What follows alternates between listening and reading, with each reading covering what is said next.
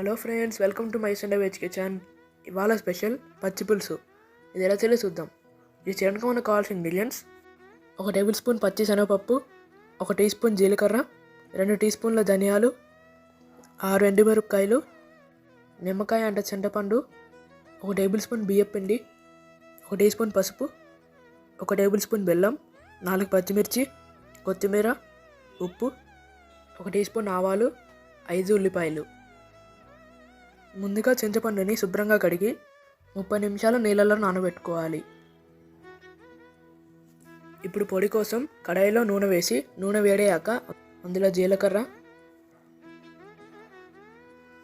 ధనియాలు, ఎండుమిరపకాయలు వీటిని బాగా వేగించి పక్కనుంచుకోవాలి. గింజలు చల్లారాక మిక్సీ జార్లో వేసి పొడి చేసి పక్కనుంచుకోవాలి. తర్వాత వేరే కడాయిలో 2 టేబుల్ స్పూన్ల నూనె వేసి నూనె వేడయ్యాక అందులో పచ్చి శనగపప్పు, ఆవాలు, సన్నగా తరిగిన పచ్చిమిర్చి, సన్నగా తరిగిన ఉల్లిపాయ ముక్కలు, ఇప్పుడు అందులో కొత్తిమీర కూడా వేసి బాగా వేగించి 5 నిమిషాల తర్వాత మూత పెట్టి మగ్గనివ్వాలి. 5 నిమిషాల తర్వాత అందులో నానబెట్టుకున్న చింతపండు నీళ్లను వేయాలి.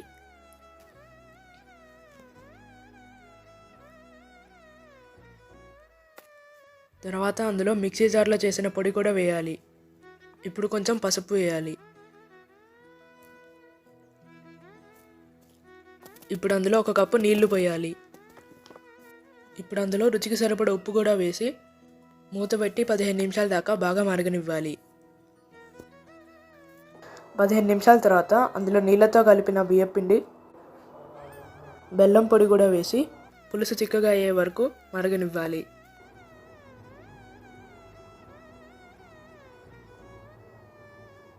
అంతే, టేస్టీగా ఉండే పచ్చి పులుసు రెడీ.